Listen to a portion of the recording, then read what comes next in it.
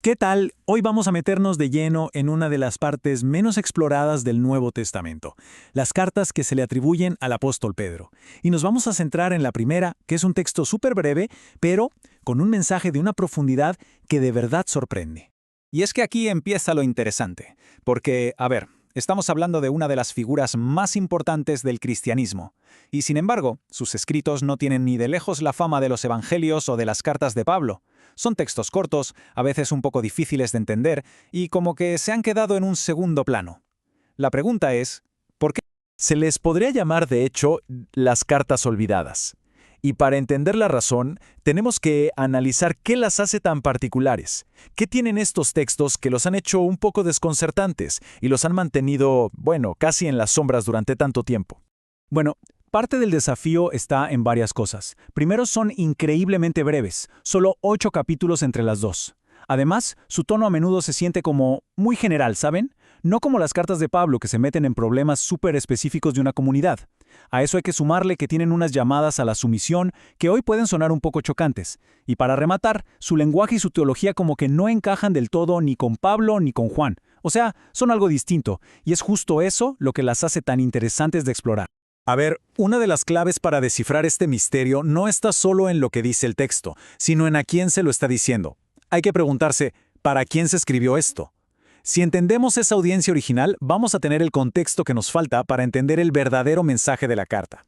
Y resulta que no era una carta para una sola iglesia. No, era una encíclica. Es decir, una carta circular pensada para que rotara y la leyeran muchas comunidades que estaban dispersas por una región enorme del Imperio Romano, lo que hoy sería el norte de Turquía. Esto ya nos da una primera pista de por qué su tono es tan general. El mensaje tenía que servirle a gente que vivía en sitios y situaciones muy diferentes. Y si le ponemos la lupa a esa audiencia, no vemos a la élite de la sociedad. Para nada. Eran gente común, artesanos, sirvientes, incluso esclavos. La mayoría recién convertidos del paganismo. Y su nueva fe los convertía literalmente en extraños en su propia tierra. ¿Por qué? Porque al negarse a participar en los cultos a los dioses locales, que eran parte de la vida cívica, pues se enfrentaban al aislamiento social, a la sospecha de sus vecinos. Eran, en pocas palabras, una minoría dispersa en un mundo que los miraba con bastante recelo. La carta habla todo el tiempo de una prueba o de un fuego. Y claro, cuando uno oye la palabra persecución en el contexto romano, lo primero que se viene a la mente son leones, coliseos, ¿cierto? Pero la realidad para estas comunidades era muy, muy diferente. Era algo mucho más sutil. Y aquí está la diferencia clave. Por un lado, tenemos la famosa y terrible persecución de Nerón, un evento puntual, localizado en Roma, una explosión de violencia por una acusación concreta. Pero la prueba de fuego que vivían los destinatarios de esta carta, eso era otra cosa. No era una persecución declarada por el Estado, sino una hostilidad social, constante, del día a día. Y este es el punto central. Su sufrimiento no venía de un edicto del emperador, venía de la vida cotidiana. Eran las calumnias, los chismes, la presión social por ser considerados una secta rara, secreta. Era una prueba de resistencia más bien psicológica y social, una inseguridad constante que podía ser incluso más agotadora que una amenaza abierta y directa. Ahora sí, ahora que entendemos su situación tan complicada, podemos apreciar la potencia del mensaje que les ofrecía esta carta. Y no era un simple consuelo, Era una forma de redefinir por completo su realidad. El autor les da una perspectiva radical con una frase que es clave. Les dice, básicamente, oigan, esto que les está pasando, esta prueba, no es nada raro, no se sorprendan. Y esta simple idea lo cambia todo. De repente, el dolor ya no es una señal de que algo va mal o de que han sido abandonados. Se convierte en una prueba de que su fe es auténtica.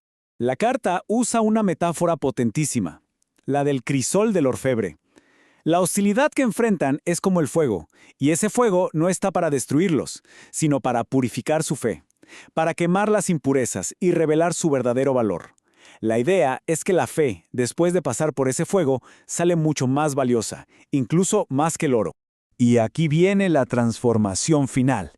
Mientras el mundo los veía como unos bichos raros, como marginados, la carta les da una identidad completamente nueva.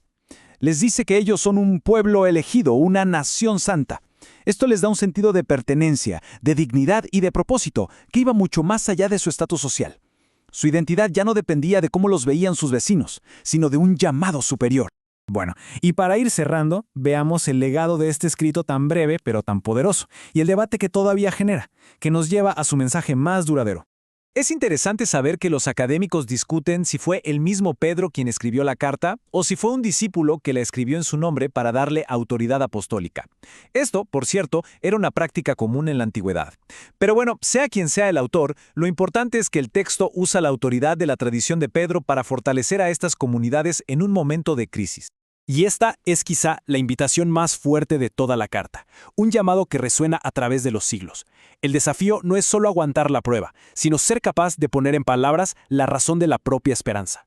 En medio de la hostilidad, la instrucción era poder explicar, pero no con arrogancia, sino con humildad, por qué creían en lo que creían.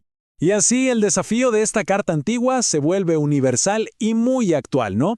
No se trata solo de tener esperanza, sino de saber comunicarla. Nos deja con una pregunta que sigue flotando hoy en día, frente a la adversidad, frente a la incomprensión. ¿Cómo se articulan las razones de nuestra propia resiliencia? Una pregunta para reflexionar.